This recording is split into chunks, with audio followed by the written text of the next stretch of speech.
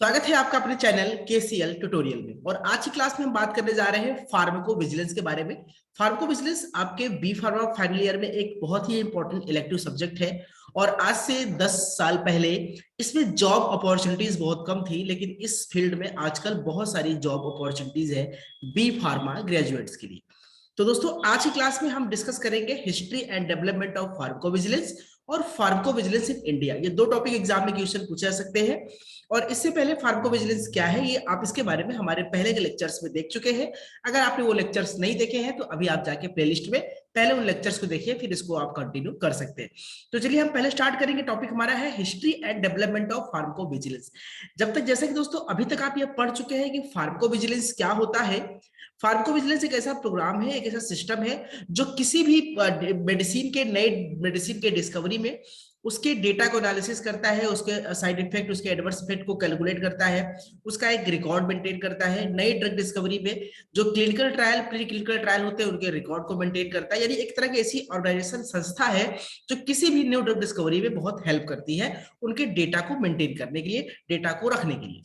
तो इससे पहले लेक्चर में हमने इसके बारे में डिस्कस किया था। आज की क्लास में डिस्कस करेंगे कि इसकी शुरुआत कैसे हुई, फार्माकोविजिलेंस की शुरुआत। यानी पहला टॉपिक है history and development of pharmacovigilance. देखिए इसकी शुरुआत दोस्तों कैसे होती है। करीब इसकी शुरुआत आज से लगभग 170 साल पहले, यानी 169 ईयर्स एगो, लगभग अप्रॉक्स पहले 29 जनवरी 1848 की बात थी। एक छोटी सी बच्ची थी जिसका नाम था हना ग्रीनर। वो जो हना ग्रीनर थी वो इंग्लैंड की थी। उसे क्या हुआ, उसके किसी छोटे से ऑपरेशन के लिए उसे क्लोरोफॉर्म दिया गया और क्लोरोफॉर्म से उसको एनेस्थीसिया दिया गया और थोड़ी देर बाद बच्ची मर गई।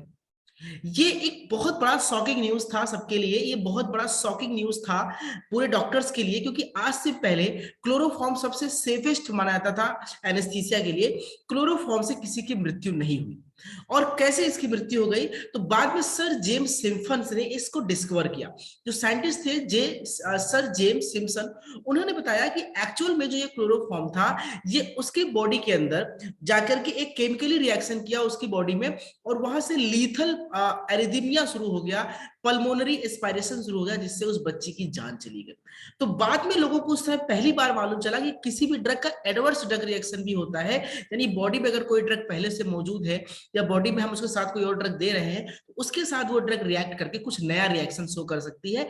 ये लोगों ने पहली बार जाना।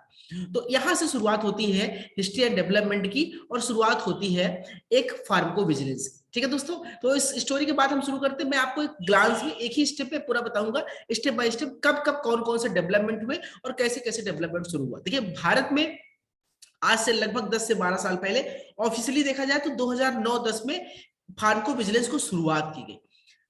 उसके बाद से जितने लड़के बी फार्मा करके बाहर निकले हैं 12, 13, 14, 15, 16 के बाद धीरे धीरे फार्माकोविजिलेंस में जॉब क्रिएट होना शुरू हो गई। आज बहुत ज्यादा जॉब्स है फार्माकोविजिलेंस में। मुंबई में, दिल्ली में, कहीं जितनी बड़ी सिटीज है आप वहां जाके देखेंगे वहां बहुत सारे जॉब्स है फार्माकोविजिलेंस के लिए। ठीक है दोस्तों, तो चलिए आगे डिस्कस करते हैं हम लोग इसके बारे में। यहाँ पे आगे और देख लेते हैं कि फार्माकोविजिलेंस में दोस्तों अब हम इसकी कुछ स्टोरी को एट ए ग्लांस देख लेते हैं। देखिए 1747 की बात है। सबसे पहले जो क्लिनिकल ट्रायल के बारे में पता किया था जेम्स लिंड ने। जेम्स लिंड ने सबसे पहले शुरुआत की क्लिनिकल ट्रायल की। एक्चुअली उसमें स्कर्वी रोग बहुत फैला हुआ था, और आपको पता है स्कर्वी रोग विटामिन सी से सही हो जाता है। ये आज आपको पता है, तब नहीं पता था। तो जो साइंटिस्ट थे जेम्स लिंड, उन्होंने नींबू का जूस निकाला, नींबू का खट्टा जूस, और उसको अलग अलग जानवरों पे, इंसानों पे ट्राई किया, पिला के देखा स्कर्वी ठीक हो रहा था। तो सबसे पहला क्लिनिकल ट्रायल की शुरुआत वहां से हुई थी 1747 में।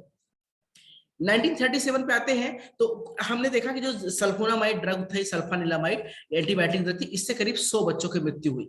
तब लोगों को थोड़ा सा मालूम चला कि एडवर्स ड्रग रिएक्शन क्या है, एलर्जी क्या है। वहां धीरे धीरे शुरुआत है। 1950 आते आते एक और घटना हमारे सामने आ गई। जो क्लोरोफेनिकॉल थी उसकी टॉक्सिसिटी से लोगों को कैंसर या एप्लास्टिक एनीमिया ऐसी दिक्कतें होने लगी। ये 1950 में लोगों को मालूम चला। 1961 आते आते थैलेडोमाइड टॉक्सिसिटी से काफी ज्यादा नुकसान होता है, ये लोगों ने बहुत अच्छी तरह से देखा, जाना। 1963 आते आते जो सबसे पहला जो 16 वर्ल्ड का हेल्थ कॉन्ग्रीगेशन रिकॉग्नाइज सिग्निफिकेंट था, इन्होंने एडीआर के बारे में डिस्कवर किया। सबसे पहले एडीआर को ऑफिशियली डेफिनेशन मिला कि एडवर्स ड्रग रिएक्शन क्या होता है 1963 में, जो कि 16वां विश्व स्वास्थ्य संगठन का एक संगठन था, अध्यादेश था, यानी कि वर्ल्ड हेल्थ कॉन्ग्रीगेशन था। उन्होंने सबसे पहले एडीआर को बताया। धीरे धीरे डेवलपमेंट हो रहा है कि हम लोग फार्को विजिलेंस की तरफ धीरे धीरे बढ़ रहे हैं। 1968 में, अब इसी को आप पॉइंट वाइज लिख दीजिए कॉपी में, आपका एग्जाम पूछेगा लॉन्ग क्वेश्चन में, तो आप ऐसा काफी है। 1968 में सबसे पहले किसी भी ड्रग के इंटरनेशनल लेवल पे ड्रग की मॉनिटरिंग के लिए जो आज फार्को विजिलेंस करती है, 68 में डब्ल्यूएचओ ने एक ड्रग मॉनिटरिंग के लिए कुछ छोटे लेवल पे पायलट स्केल पे कुछ योजनाएं स्टार्ट की। 1996 आते आते ये जो क्लिनिकल ट्रायल है ये पूरे विश्व में एक तरह से देखा जाए तो ग्लोबल स्टैंडर्ड सेट हो गया। क्लिनिकल ट्रायल कितने फेज का होगा, प्री क्लिनिकल ट्रायल एनिमल पे होगा, clinical trial phase 1, phase 2, phase 3, phase 4 होगा, फिर पोस्ट मार्केट सर्विलांस होगा। ये एक पूरी रूपरेखा तैयार की गई विश्व में 1996। फिर 1997 में डब्ल्यूएचओ ने क्या किया, एडवर्स रिसर्च ड्रग मॉनिटरिंग करना शुरू किया, जो कि फार्कोविजिलेंस का मेन प्रिंसिपल है। फिर 98 आते आते पूरे इंडिया में फार्कोविजिलेंस की एक तरह से शुरुआत हो गई, अनौपचारिक शुरुआत, यानी फार्कोविजिलेंस नाम नहीं दिया गया, लेकिन एडवर्स ड्रग रिएक्शन को डिनोट करना शुरू किया, मार्क करना शुरू किया, उसके बारे में लिखना शुरू किया गया। 1998 में भारत में फार्कोविजिलेंस की शुरुआत की गई। 2002 में जो आपका 67th नेशनल फार्कोविजिलेंस सेंटर है, भारत में करीब 67 फार्कोविजिलेंस सेंटर बनाए गए जहां पे इसकी स्टडी होगी, जहां पे इसका काम होगा। ठीक है, उसके बाद दोस्तों आज बात करते हैं 2004 और 5 की बात करते हैं। तो 4 और 5 में भारत में नेशनल फार्कोविजिलेंस प्रोग्राम भारत सरकार ने चालू किया। ठीक है, 2005 में आप आ जाएंगे तो यहाँ पे जब सरकार थी बिल्कुल अटल बिहारी वाजपेयी जी के, उन्होंने क्लिनिकल ट्रायल कैसे होंगे भारत में इसका स्ट्रक्चर तैयार किया, और 2009-10 से ऑफिशियली भारत में फार्कोविजिलेंस प्रोग्राम स्टार्ट किए गए।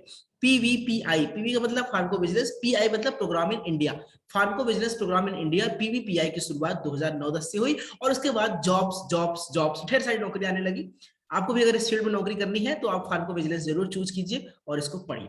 तो दोस्तों ये था हिस्ट्री एंड डेवलपमेंट। अब हम बात करेंगे कि क्या फंक्शन है डब्ल्यूएचओ का इंटरनेशनल ड्रग मॉनिटरिंग। अगर पूरे विश्व में, भाई भारत में कुछ रिसर्च हो रही है, केनिया में कुछ हो रही है, कनाडा में कुछ हो रही है, ऑस्ट्रेलिया में कुछ हो रहा है, अमेरिका में कुछ हो रहा है, तो पूरे इंटरनेशनल डब्ल्यूएचओ कैसे मॉनिटरिंग करता है सभी ड्रग की। जैसे मान लीजिए किसी ड्रग की डिस्कवरी यहाँ पे हो रही है जापान में, हमें अमेरिका में उस ड्रग की डिस्कवरी चल रही है, तो उसका जो साइड इफेक्ट है, उसकी जो डेटा है वो हम कहाँ प्रोवाइड करेंगे, अमेरिका को, ताकि जैसे वैक्सीन की खोज हो रही थी, इन्होंने अपना डेटा उससे शेयर किया, तो ताकि जल्दी से जल्दी डिस्कवर हो सका। तो डब्ल्यूएचओ का फंक्शन क्या है दोस्तों, पहला फंक्शन है कि identification and analysis of new adverse reaction, जो भी नए ड्रग के एडवर्स रिएक्शन है उसको पहचानना, उसको एनालिसिस करना और उसको रिपोर्ट सबमिट करना, और अपने नेशनल सेंटर जो उनके डेटाबेस है वहां पे उसको लिख करके बाकी सबको प्रोवाइड करना। अब बाकी सबको कैसे प्रोवाइड करेंगे, तो इनका जो डब्ल्यूएचओ वालों का होता है दोस्तों, डब्ल्यूएचओ वालों का एक अपना डेटाबेस है, एक मेल सिस्टम है जिसको विजीमेट कहते हैं। विजी मतलब विजिलेंस, मेड मतलब मेडिकल, जो एक मेल सिस्टम है जिसको विजीमेट कहते हैं, उसके द्वारा ये बाकी सेंटर्स में इंफॉर्मेशन को पहुंचाते हैं। जैसे पहले फैक्स से पहुंचता था, आजकल व्हाट्सएप से पहुंच जाता है इंफॉर्मेशन। पब्लिकेशन, उन्होंने क्या किया, डब्ल्यूएचओ का फंक्शन क्या है, वो न्यूज़पेपर को, न्यूज लेटर्स को पब्लिश करते हैं, गाइडलाइंस को, मैगजीन्स को, ये सब चीजों को पब्लिश करके लगातार लोगों को प्रोवाइड करते रहते हैं अलग अलग सेंटर्स। ठीक है, आगे हम बात करते हैं और क्या काम है। ये बाकी सभी रिसर्च सेंटर जितने भी 67 इंडिया में है, तो विश्व में जितने भी सेंटर्स हैं फार्माकोविजिलेंस के, उन सबको tool management clinical information provide करते हैं। जैसे कि डब्ल्यूएचओ ड्रग डिस्कवरी जारी करता है, WHO adverse drug reaction terminology जारी करता है, इसके द्वारा एक बुक के फॉर्मेट में लोगों को सप्लाई करता है। ठीक है, इसके साथ साथ जो बच्चे ज्वाइन करते हैं नए नए सेंटर्स में, उनको ट्रेनिंग देना, कंसल्टेंसी प्रोवाइड करना, और उनको फार्माकोविजिलेंस सिस्टम के नए सिस्टम को एस्टेब्लिश करने की हेल्प करता है डब्ल्यूएचओ। ठीक है, बाकी अलग अलग कंप्यूटर सॉफ्टवेयर भी डेवलप करता है जिससे वो पेशेंट बहुत आसानी से चीजों को कर सके। ठीक है, उस को विजी फ्लो कहते हैं, उस सॉफ्टवेयर को वो विजी फ्लो कहते हैं। ठीक है दोस्तों, आगे बात करते हैं कि एनुअल मीटिंग्स कराना। डब्ल्यूएचओ काम है भाई साल भर में एक बार 2 बार एनुअल मीटिंग कराए, जिसमें सभी देशों के जो फार्माकोविजिलेंस सेंटर की टीम है, वहां की सरकार के जो नुमाइंदे हैं वो वहां इकट्ठा हो, वहां पे वैज्ञानिकों की मीटिंग हो, जहां पे विचार आदान प्रदान हो, दूसरों डिस्कस किया जाए। इस तरह से चीजें फार्माकोविजिलेंस का डब्ल्यूएचओ करता रहता है। अब यहाँ पे डब्ल्यूएचओ के साथ एक वर्ड आता है यूएमसी। देखिए यूएमसी क्या है, डब्ल्यूएचओ ने फार्माकोविजिलेंस के रिलेटेड, फार्माकोविजिलेंस से रिलेटेड जितने भी काम है उसके लिए एक मुख्यालय बनाया है। वो मुख्यालय जो है वो स्वीडन के जहां तक है उपासला में है, तो वो उपासला के नाम से उसका नाम यूएमसी रखा गया, उपासला मॉनिटरिंग सेंटर। यानी पूरे विश्व का जो भी डेटाबेस है, पूरे विश्व का जो भी पूरा सेंटर है वो कहाँ पे है, उपासला मॉनिटरिंग सेंटर यूएमसी में। तो ये तरह का एक फील्ड है जिसको डब्ल्यूएचओ कोलैबोरेट करता है इंटरनेशनल ड्रग मॉनिटरिंग के लिए। ठीक है, तो ये एक तरह का WHO का ही प्रोग्राम है। तो क्या यूएमसी का काम क्या है, इसके फंक्शन क्या क्या है? ये क्या करता है, WHO के साथ कोऑर्डिनेट करके पूरे भारत में, पूरे विश्व में, हर जगह पे इंटरनेशनल ड्रग मॉनिटरिंग करता है।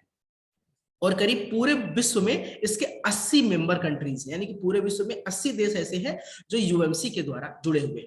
इनका काम क्या है, ये डेटा को कलेक्ट करते हैं, एक्सेस करते हैं, इंफॉर्मेशन को एक देश से दूसरे देश में, एक कंट्री से दूसरे कंट्री में, मेंबर कंट्री में ट्रांसफर करते हैं, उसके दवाओं के फायदे नुकसान के बारे में से बताते हैं, ताकि लोगों में हेल्थ प्रॉब्लम जो है इंप्रूव हो। इसके साथ साथ ये अलग अलग कंट्री के साथ बात करके, जो कंट्री कम डेवलप है, जहाँ पे कम विकसित है, उनके साथ बात करके, उनको सपोर्ट करके डेवलपमेंट और प्रैक्टिस साइंस प्रोग्राम भी चलाते हैं फार्मको विजिलेंस के।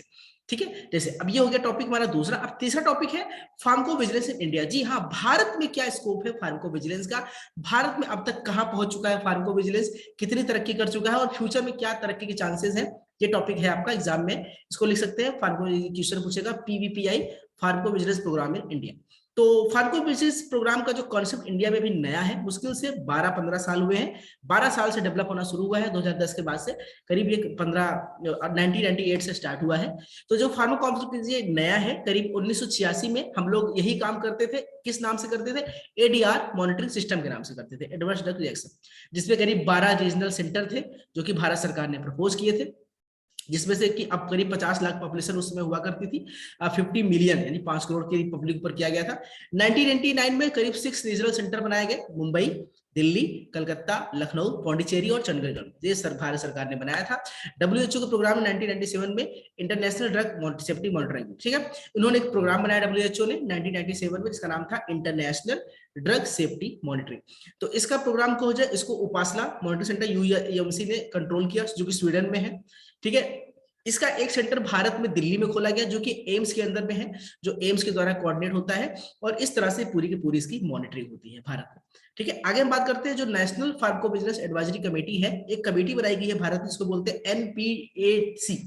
NPAC का मतलब होता है national pharmaco business advisory committee, जो कि central drug standard coordination CDSCO के अंतर्गत काम करती है, जो कि नई दिल्ली में है। ठीक है, इसके 2 सेंटर बनाए गए हैं, एक साउथ वेस्ट और एक बनाया गया एक नॉर्थ ईस्ट। ठीक है, इसके पूरे भारत में 2 सेंटर्स बनाए गए हैं, साउथ वेस्ट जोन और नॉर्थ ईस्ट जोन में, जो यहाँ पे पूरे इंफॉर्मेशन को कलेक्ट करता है और इकट्ठा करता है। ठीक है, और ये सारा का सारा कमेटी जो उपासना, जो कि UMC है स्वीडन में, उससे कोऑर्डिनेट करके भारत में काम करता रहता है। ठीक है, बाकी देखा जाए जो साउथ वेस्ट जोन सेंटर है वो कहां पे है, वो है department of clinical pharmacology, GS medical college and KEM hospital Mumbai, यानी मुंबई में KEM हॉस्पिटल और मेडिकल कॉलेज जो है वहां पे ये काम करता है। और जो नॉर्थ ईस्ट जोन वाला सेंटर है वो डिपार्टमेंट ऑफ फार्माकोलॉजी एम्स, यानी दिल्ली में ये सिचुएटेड है, वहां पे ये काम करता है। इसके अलावा कुछ 3 रीजनल सेंटर भी है यहाँ पे, जो कि दिल्ली के आसपास उसको बनाए गए हैं। ठीक है, इसके मेन ऑब्जेक्टिव क्या है, भारत में जो ये प्रोग्राम चल रहा है इसका मेन ऑब्जेक्टिव क्या है, ये शॉर्ट टर्म ऑब्जेक्टिव है कि जो भी ड्रग की रिपोर्टिंग कल्चर उसको आप एग्जीक्यूट करना, प्रमोट करना। इंटरमीडिएट ऑब्जेक्टिव क्या है इसका, कि जो लार्ज नंबर पे हेल्थ केयर प्रोफेशनल्स है, डॉक्टर है, फार्मासिस्ट है, नर्सेज है, उनको इंफॉर्मेशन प्रोवाइड करना। और लॉन्ग टर्म का जो इसका ऑब्जेक्टिव है वो क्या है, पूरे विश्व में, पूरे भारत में एक बेहतरीन स्वास्थ्य संगठन को तैयार करना और एक स्वास्थ्य प्रोग्राम को बेहतरी से तैयार करना। ठीक है दोस्तों, आगे हम बात करते हैं भारत में कैसे कैसे तरक्की हुई फार्माको विजिलेंस की। 2009 आते आते वर्ल्ड बैंक ने, हमारे पास बहुत ज्यादा पैसा नहीं था कि हम इस पे खर्च कर सकते हैं, भारत को एक बहुत बड़ा फंड दिया, नेशनल प्रोग्राम और प्रोग्राम टेम्परेरी, करीब जो भारत में इससे पहले 2009 से पहले एक प्रोग्राम चलता था नेशनल प्रोग्राम, उसको कोलैप्स कर दिया, सस्पेंड कर दिया, और उसकी जगह पे एक नया वर्क काम शुरू किया, CDSCO और एम्स के ज्वाइंटली करके, जिसको स्टार्ट किया, जिसको बोलते हैं NVNP, जिसको मैं थोड़ी बताया NBVP।